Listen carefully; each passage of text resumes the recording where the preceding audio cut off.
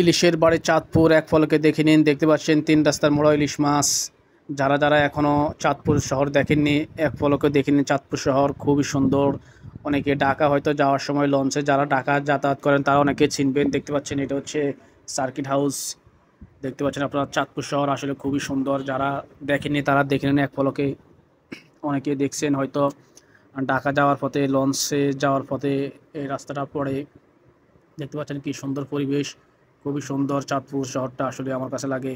যারা যারা দেখার ইচ্ছা আছে অবশ্যই চলে আসুন, চাঁদপুর শহর ঘুরিয়ে দেখানো হবে আপনাদের সবাইকে।